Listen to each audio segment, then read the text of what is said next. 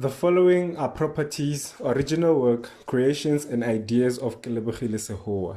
The ElementRings brand includes, but is not limited to, the ElementRings Pty Ltd company, the ElementRings script, comic book or manga script, characters, movie script, ElementRings merchandise, and Negu brand.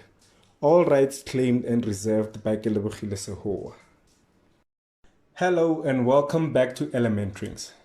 We are going to continue from where we ended off, but before that, I'd like to say welcome to all the newbies, and please check out the first audio before jumping into this one. Here's a quick recap to refresh our memories. Botlhale and his family had just left his grandparents' home and were headed back to Phelindaba, aka Pheli, Kasi ya Makasi. Now for those who don't understand that last part, Kasi ya Makasi is a phrase often used to refer to a hood as one of the best hoods, if not the best. Now that that's out the way, let's continue with the story. After leaving his grandparents' home, Botlhale's family made a slight detour and went to the petrol station. Zake stayed behind to pay for the petrol while the rest of the family went and got themselves some refreshments for the road. The boys picked out snacks and drinks that they would share. Matlogonolo picked up some refreshments and energy drinks for Zakes since it would be a long and tiring drive. The boys and their mother paid for their things and headed back to the car. Tlalefang seemed happier than everyone else. In fact, he was even drooling. I can't wait until I get my share of that biltong. I love me some biltong, Tlalefang thought. The gang finally made it into the car. Zakes asked, "Is everyone sorted?" But no one answered him.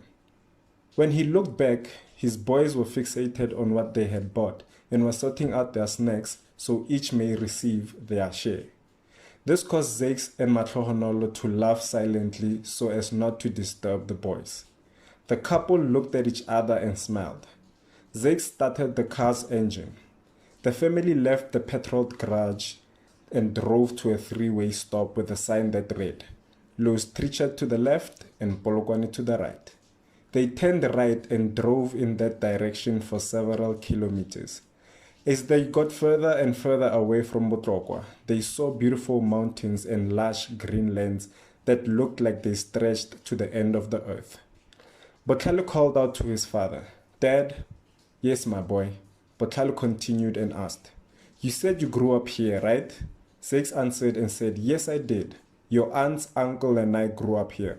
In fact, that includes most of my cousins as well." "Why do you ask?" Botlhale answers, "Well, back in Pheli, the scenery is different from here. It just makes me wonder what the rest of the world is like." Zakes didn't know how to respond to what Botlhale had said, but being the father that he was, he'd make sure to quench Botlhale's wandering mind some way. They continued driving and admiring the scene. After a while, they passed a sign that read, Pretoria, 290 kilometers. When Botlhale saw that sign, he thought, "Oh man, 290 kilometers? That distance coupled with my dad's slow driving, I'm definitely going to take a nap." About 7 hours later, at around 10:15 p.m., they arrived at their home and it was raining heavily. Zakes parks the car in front of the gate and quickly unlocks it as he was getting drenched. He hurries back into the car and drives into the yard. Luckily for the family, there was a shelter that extends to the house's main entrance. Zakes gets out of the car to unlock the house, while Matlogonolo wakes the boys from their slumber and says, "Boys, come on, wake up. We've arrived home." The boys were really dazed, so dazed that the only thing that kept them going was the word home. After unlocking the house, Zakes heads to the boot, unlocks it and unloads their luggage.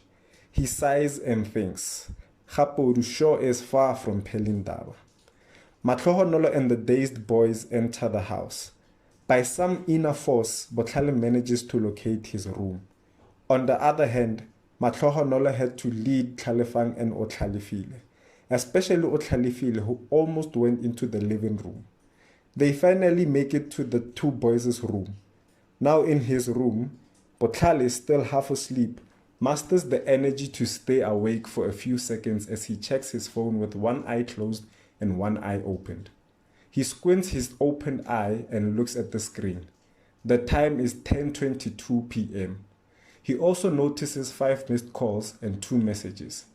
The energy he had mustered to stay awake had depleted. He was now passing out. As he was passing out, he softly said, "My old man sure drives like an older man." And then he finally passes out. In the other room, Mahlohonolo had some trouble with the 2 boys, but eventually managed to tuck them in.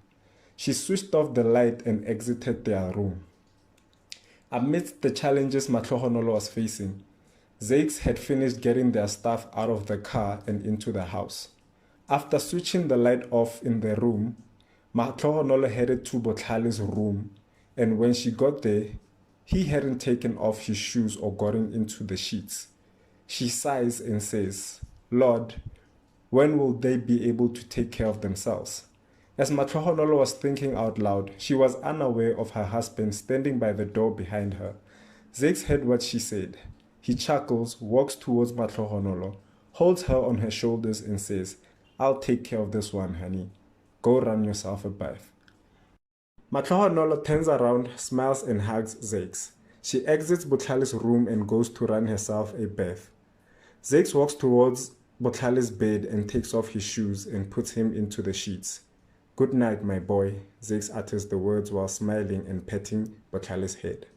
Zakes heads to the door, switches off the light, exits the room and pulls the door shut. The moon and the stars continue to shine until the next morning. And that's the end of the second release. As you all heard, Botlhale and his family finally made it back home to Pheli. Now in the third release, he and his entire family will go out into the world, which will expand the story even further and more characters will be introduced. Remember, don't be afraid to interact with one another or me in the comment section. If it will help us all enjoy the story and the YouTube channel as a collective, I'm all for it. Thank you for tuning in, and bye for now.